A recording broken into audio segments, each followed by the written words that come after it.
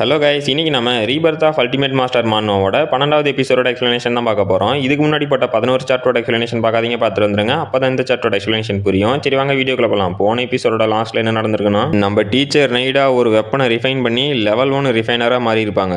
அப்புறம் அங்கே டேனியல் அப்படிங்கிற ஒரு மாஸ்டர் நம்ம ஜான்ஸ் டாடு இன்விண்ட் ஸ்டோனை யூஸ் பண்ணதுனால பாய்சன் ஆயிட்டான் அப்படின்னு சொல்லியிருப்பாரு. அப்புறம் நம்ம ஜான்ஸ் டாடு வந்து நான் ஒன்றும் பாய்சன் ஆகலையே அப்படின்னு இருப்பான். அந்த டேனியலும் இல்ல, நீ பாய்சன்ல இருந்து தப்பிச்சாலும் உன்னோட சோல் பவர் நெக்ஸ்ட் லெவலுக்கு போயிருக்காது, நான் உன்னை எக்ஸாமின் பண்றேன் அப்படின்னு ஜான்ஸ் டாட எக்ஸாமின் பண்ண போயிருப்பான். அவனும் டே முட்டாள் டேனியல், என்ன தைரியம் இருந்தா என்ன எக்ஸாமின் பண்ணுவா அப்படின்னு அவனோட சோல் பவரை ரிலீஸ் பண்ணதுல அந்த டேனியலும் வாயிலிருந்து ரத்தம்லாம் கக்கிக்கிட்டு இங்க என்னடா நடக்குது அப்படின்னு ஷாக்லயே கீழே விழுந்திருப்பான். இதோட போன எபிசோட் முடிஞ்சிருக்கும். இந்த எபிசோட ஸ்டார்டிங்லயே அந்த டேனியலும் கீழே விழுந்த நிலைமையிலேயே இல்ல, இதுக்கு வாய்ப்பே இல்ல, உன்னோட சோல் பவர் இது எப்படா இவ்வளவு ஸ்ட்ராங்கா இருக்கு அப்படின்னு ஷாக்லயே கேக்குறான். நம்ம ஜான்சன் டே நான் உண்மையான ரிஃபைனரு, அப்புறம் உன்னோட நான் ஸ்ட்ராங்காவே இருக்கேன் அப்படிங்கிறான். அந்த டேனியலும் இல்ல எனக்கு ஒரு மாதிரி இருக்கு அப்படின்னு நெஞ்ச பிடிச்சிட்டு உட்காந்துட்டான். அப்ப அங்க இருக்க மொத்த பேரும் டேனியலை பார்த்து இதுக்கு வாய்ப்பே இல்லை அப்படின்னு ஷாக் ஆகுறாங்க. பார்த்தா அந்த டேனியல் சடனா கிளவன மாதிரி போயிட்டான். அப்ப நம்ம கிரீஃப் தான் டேனியல் எதுக்காக உன்னோட செல்ஃபை ஹார்டா ட்ரெயின் பண்ற, நீ இப்ப ரெஸ்ட் எடுக்க வேண்டிய நேரம் அப்படிங்கிறாரு. அவனும் மிஸ்டர் கிரீஃப்ட் நான் ஆல்ரெடி ஓல்டா இருக்கிறது மட்டும் இல்லாம ரொம்ப வீக்காவும் இருக்கேன், அதனால என்னோட ஹோம் டவுனுக்கே நான் திரும்ப போலான்னு நினைக்கிறேன், என்னை தயவு செஞ்சு அலோவ் பண்ணுங்க அப்படின்னு கேட்கறான். நம்ம கிரீஃப் தான் டேனியலை ஜான்ஸ் தோக்கடிச்சிட்டானா. இந்த ஜான்ஸோட சோல் பவர் எப்ப இவ்வளவு ஷார்ப்பு அது மட்டும் இல்லாம ஸ்ட்ராங்கா மாறுனுச்சு, அது மட்டும் இல்லாம இந்த டேனியல் ரொம்ப இன்ஸ்டன்டாவே வயசாயிட்டானே அப்படின்னு ஷாக் ஆகுறாரு. நம்ம ஜான்சனும் மிஸ்டர் வால்டன் எனக்கு சோல் ரிஃபைனிங் டெக்னிக்கை கொடுத்தாரு, அதை 5 நாள் ட்ரெயின் பண்ணதுலயே இந்த டேனியல் அளவுக்கு என்னோட சோல் பவர் ரீச் ஆயிருச்சு, இந்த கல்டிவேஷன் மெத்தடுக்காகவாது நான் 50 இல்ல ஈவன் 50 வருஷம் கூட அவருக்கு கீழே சர்வெண்டா இருப்பேன் அப்படின்னு நினைச்சுக்கிட்டு ஒரு பக்காவான ஈவில் ஸ்மைல போடுறான். அப்ப நம்ம கிரீஃப் தான் ஜான்ஸ் நான் உன்னோட பவரை பார்த்து ரொம்பவே அமேஸ் ஆயிட்டேன், நீ இப்போதான் நெக்ஸ்ட் லெவலே ரீச் பண்ணியிருக்க, ஆனா உன்னோட சோல் பவர் எக்ஸ்ட்ரீம் ஸ்ட்ராங்கா இருக்கு, இட்ஸ் ஓகே நைடாவை கூட்டிட்டு போய் அவளுக்கான ரிஃபைனர் எம்பளத்தை வாங்கி கொடு அப்படிங்கிறாரு. அவனும் எஸ் மிஸ்டர் கிரீஃப் அப்படின்னு நம்ம நைடாவை கூட்டிட்டு போறான். அப்ப நைடாவும் மிஸ்டர் டாடு நீங்க யாரையாவது அப்ரண்டிஸ்டா எடுக்க போறீங்களான்னு கேக்குறாங்க. டாடும் என்னது அப்ரண்டிஸ்டா, எதுக்காக திடீர்னு கேக்குறீங்கன்னு கேக்குறான். நைடாவும் ஏன்னா எனக்கு கீழே ஒரு ஸ்டூடெண்ட் இருக்கான், அவனால கல்டிவேஷனை பிராக்டிஸ் பண்ண முடியல, ஆனா அவன் ரிஃபைனிங் கல்டிவேஷன்ல ரொம்பவே இன்ட்ரெஸ்டா இருக்கான், அது மட்டும் இல்லாம அவனுக்கு அதை பத்தி நிறைய நாலேஜும் இருக்கு, அதனால தான் கேட்டான் அப்படிங்கிறாங்க. நம்ம டாடும் நைடா நீங்க ஸ்கேர்டு கமாண்டர்ஸ்ல டாப் 5ல இருக்க ஒரு கமாண்டரா இருக்கீங்க, அது மட்டும் இல்லாம லெவல் 1 ரிஃபைனரா கிட்டத்தட்ட என்னோட லெவலுக்கு ஈக்குவலா இருக்கீங்க, இருந்தும் நான் எதுக்கு அவனை அப்ரண்டிஸ்டா எடுத்துக்கணும், நீங்களே எடுத்துக்கலாமேன்னு கேக்குறாரு. நைடாவும் அவனோட ஐடென்டிட்டி ரொம்பவே ஸ்பெஷல், அது மட்டும் இல்லாம ஒரு சில காரணத்துக்காக என்னால அவனை டிசபிளா ஏத்துக்க முடியாது அப்படின்ட்டு. உண்மை என்னன்னா அவன் டியூக் வால்டனோட கிராண்ட்சன், அது மட்டும் இல்லாம ஃப்ளையிங் டிராகன் ஜெனரலோட பையன் அப்படிங்கிறாங்க. நம்ம டாடும் ஆமா நானும் அவனை கேள்விப்பட்டிருக்கேன், வீக்கான மார்ஷியல் ஆர்ட் பாடியை வச்சுக்கிட்டு கல்டிவேட் பண்றதுமே முடியாத காரியம் தான், இது உங்களுக்கே தெரிஞ்சிருக்குமே எதுக்காக என்கிட்ட வந்து கேக்குறீங்க அப்படிங்கிறாரு. நைடாவும் அது எனக்கு தெரியும், ஆனா அவன் கொஞ்சம் ஸ்பெஷல், அது மட்டும் இல்லாம மிஸ்டர் டாடு அவன் உங்களுக்கு கீழே ஒரு அப்ரண்டிஸ்டா இருந்தான் அப்படின்னா உங்களோட டீச்சிங்னால மினிமம் ரிஃபைனர் அப்ரண்டிஸ் லெவலையாவது ரீச் பண்ணுவான், இதுவே அவனோட லைஃப்ல ஒரு பெரிய அச்சீவ்மெண்ட் தான் அப்படிங்கிறாங்க.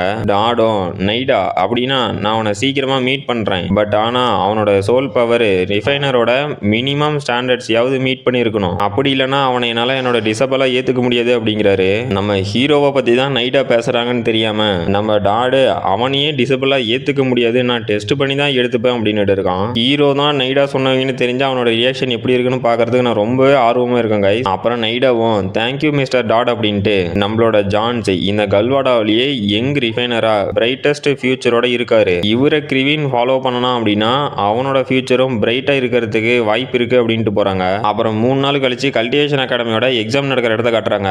இந்த கல்டிவேஷன் அகாடமியோட மார்ஷியல் அரீனாவையும் நம்ம ஹார்னபை தான் பில்ட் பண்ணியிருக்காரு. இந்த ஆனுவல் எக்ஸாம்ல எந்த ஸ்டூடெண்ட் பாஸ் ஆகுறானோ அவன் அடுத்த வருஷம் மிட் கிரேடு கிளாஸுக்கு ப்ரமோட் ஆகி போவான், இதுவே தோத்து போயிட்டான் அப்படின்னா இந்த ஸ்கூல்ல இருந்து மூட்டை முடிச்செல்லாம் கட்டிட்டு கிளம்ப வேண்டியதுதான். எல்லா வருஷமுமே இந்த ஆனுவல் எக்ஸாம்ல இங்க இருந்து நிறைய நோபல்ஸ் எக்ஸ்பெல் ஆயிருக்காங்க. அப்புறம் நான் செத்தோட்டி இந்த ஸ்டாச்சுவை ஹேண்ட் கிராஃப்டாவே 15 வருஷத்துக்கு முன்னாடி ராடு எனக்காக வச்சிருக்கானா அப்படின்னு ஹீரோ பார்த்துக்கிட்டு ராடு எனக்கு கீழே ஸ்டூடெண்டா சேர்ந்ததுக்கு நானும் கொடுத்து வச்சிருக்கணும் அப்படின்னு நினைக்கிறான். அப்ப 2 பேரும் டே 2 சக்கராவை ஓபன் பண்ணலாம் அப்படின்னா இங்க இருந்து எக்ஸ்பெல் பண்ணி விட்டுருவாங்களாம், நான் வேற ஒரு சக்கராவை தான் ஓபன் பண்ணியிருக்கேன் என்னடா பண்ணிட்டோம் அப்படின்ட்டு போறான். அவன் பக்கத்துல இருக்கவனும் டே நீ அட்லீஸ்ட் ஒரு சக்கராவை இது ஓபன் பண்ணியிருக்க, ஆனா அந்த வால்டன் ஃபேமிலியோட லூசர் இன்னும் இன்னும் ஒரு சக்கராவை கூட ஓபன் பண்ண கிடையாது. அதனால அவன் தாண்டா கண்டிப்பா இன்னைக்கு எக்ஸ்பெல் ஆகுவான் அப்படிங்கிறாங்க. அப்ப நம்ம பிரின்சஸும் வந்து கிரிவின் நீ ஒன்னும் இவனுங்க பேசதெல்லாம் பெருசா எடுத்துக்காத. ஏன்னா இந்த முட்டாள் நோபல்ஸ் வீக்கா இருக்கீங்கள பத்தி இப்படிதான் புறணி பேசிட்டு திரியுவாங்க அப்படிங்கிறாங்க. அப்ப நம்ம ஹார்டியும் நம்மளோட கிளாஸ்ல நிறையவே பணக்கார பசங்க இருக்கானுங்க. அவனுங்களும் அந்த பணத்தை யூஸ் பண்ணி கிட்டத்தட்ட இந்த எக்ஸாம்ல பாஸ் ஆகிற லெவலில் ரீச் பண்ணிட்டானுங்க. இதுல பாஸ் ஆக முடியாதுன்னு தெரிஞ்ச ஒரு சில ஸ்டூடெண்ட்ஸே மூட்டை முடிச்செல்லாம் கட்டிட்டு கிளம்ப ஆரம்பிச்சிட்டானுங்க. இப்ப நாம என்ன கிரிவின்னு பண்றது அப்படின்னு பேசிட்டு இருக்கானுங்க. அப்போ அந்த கியருக்கு வாக்கரை காட்டுறாங்க.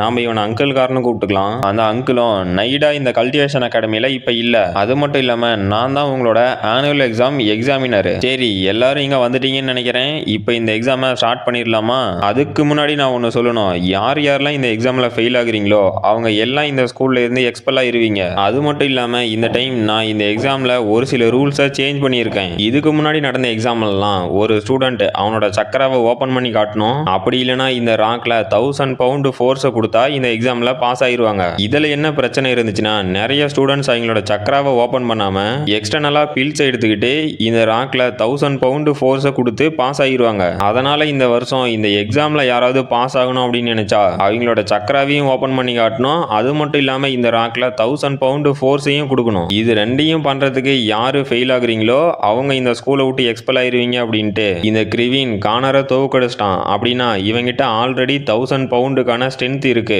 அதனாலதான் இந்த டைம் நான் சக்கராவையும் ஓபன் பண்ணி காட்ட சொன்னேன் அப்படின்ட்டு யாரு இப்ப ஃபர்ஸ்ட் வர போறீங்கன்னு கேக்குறான். அப்ப அங்க இருக்க மொத்த கூட்டமும் சிரிக்க ஆரம்பிக்குது.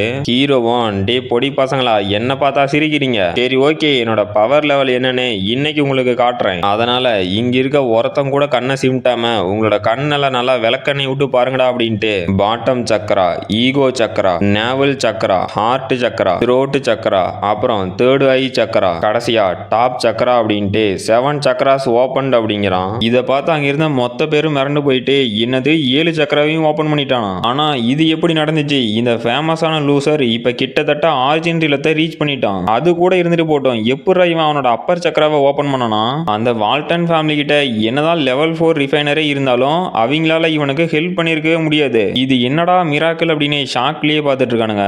அந்த அங்கிளும் ஷாக் ஆகிட்டு இதுக்கு வாய்ப்பே இல்லை, இந்த லூசரால சக்கராவை ஓபன் பண்ண முடியாது அப்படிங்கிறது இந்த கண்ட்ரியில இருக்க ஒவ்வொரு மக்களுக்கும் தெரியும். ஆனா எப்படி இப்ப அவனோட சக்கராவை ஓபன் பண்ணனா? நானும் இவன் கானரை தோக்கடிச்சது சம் பில்ஸை யூஸ் பண்ணின்னு தான் நினைச்சேன். ஆனா இவன் என்னடா இவ்வளவு பவர்ஃபுல்லா இருக்கான் அப்படின்னு ஷாக் ஆகுறான். ஹீரோவும் மிஸ்டர் வாக்கர் கொஞ்சம் நல்லா வாட்ச் பண்ணுங்க, இந்த 1000 பவுண்ட் அப்படிங்கிறது எனக்கு ஒண்ணுமே இல்லை அப்படின்ட்டு அவனோட ஃபுல் ஃபோர்ஸையும் கேதர் பண்ணி அந்த ராக்ல அடிக்கிறான். அவன் அடிச்ச ஃபோர்ஸ்ல அங்கிருந்த செயின்லாம் பிச்சுக்கிட்டு பயங்கரமான வெளிச்சத்தோட அந்த ராக்கு பறந்து போகுது. ஹீரோ பண்ணதை பார்த்து அங்கிருந்த மொத்த பேரும் யாரா இவன் மான்ஸ்டர் அப்படின்னு அலறானுங்க. என்னன்னு பார்த்தா நம்ம ஹீரோ அந்த ராக்ல பண்ண பஞ்சில அவனோட கைரேகையே அந்த ராக்ல பதிஞ்சது மட்டும் இல்லாம அது சின்ன பின்னு நொறுங்குற ஸ்டேஜ்ல இருக்கு. அங்கிருந்தவனுங்களுமே அந்த அதிர்ச்சியில இருந்து வெளியே வராம இதுக்கு வாய்ப்பே இல்ல, இந்த ராக்ல சிங்கிள் ஸ்கிராட்சை ஏற்படுத்துறதுக்கு ஒரு மார்ஷியல் வாரியரா இருக்கணும். ஆனா இவன் இப்போவே தான் மார்ஷியல் ஆர்ட்டை லேர்ன் பண்ண ஆரம்பிச்சிருக்கான். இவனால எப்படா இந்த மாதிரி பயங்கரமான ஸ்கில்லை யூஸ் பண்ண முடிஞ்சு அப்படின்னு மிரண்டு போய் பார்த்துட்டு இருக்கானுங்க. அப்ப பிரின்சஸும் கிரிவின் இவ்வளவு நாள் அவனோட ஸ்ட்ரென்த்தை ஹைடு பண்ணி வச்சிருந்தானா அப்படின்னு ஷாக் ஆகுறாங்க. ஆர்டியும் வால்டனும் நம்ம மாப்பிள்ள ஜெயிச்சிட்டோம் அப்படின்னு சந்தோஷத்துல இருக்கானுங்க. அப்ப அந்த அங்கிளும் டே முட்டாள் கானர், உன்னோட ஆப்பனண்டோட பவர்ஃபுல்லான இன்னர் எனர்ஜியவே உன்னால சென்ஸ் பண்ண முடியல, நீ உண்மையிலேயே ஒரு குப்பை தான்டா அப்படின்னு ஷாக்லயே இருக்கான். ஹீரோவும் என்னப்பா எல்லாரும் சாட்டிஸ்ஃபைட் ஆயிட்டீங்களா? அப்புறம் மிஸ்டர் வாக்கர் நான் இங்க இருந்து கிளம்புறேன், எனக்கு கொஞ்சம் வேலை இருக்கு அப்படிங்கிறான். அப்ப அங்க இருக்கவங்களும் நம்ம ஹீரோ சொன்னதை கேட்டு டே வாக்கரையே கிரிவின்னு வாய் பேச முடியாத நிலைமைக்கு கொண்டு வந்துட்டான். இப்ப வாக்கர் என்னடா பண்ண போறாரு அப்படின்னு பார்த்துட்டு இருக்கானுங்க. அந்த அங்கிளும் டே கிரிவின் நீ என்னதான் உன்னோட சக்கராவை ஓபன் பண்ணி இருந்தாலுமே நீ ஜஸ்ட் இப்பதான் உன்னோட கல்டிவேஷனையே ஸ்டார்ட் பண்ணிருக்க அப்படிங்கிறாரு. ஹீரோவும் அப்படியா ரொம்ப காமெடியா இருக்கு அப்படின்னு சிரிக்கிறான். அப்புறம் அந்த ரயான் வந்துட்டு கொஞ்சம் பேசலாமா அப்படிங்கிறான். இதோட இந்த எபிசோட் முடிஞ்சு போச்சு. இந்த வீடியோ பிடிச்சிருந்துச்சுன்னா மறக்காம லைக் பண்ணுங்க, ஷேர் பண்ணுங்க, சப்ஸ்கிரைப் பண்ணுங்க. நம்ம அடுத்த வீடியோல பார்க்கலாம்.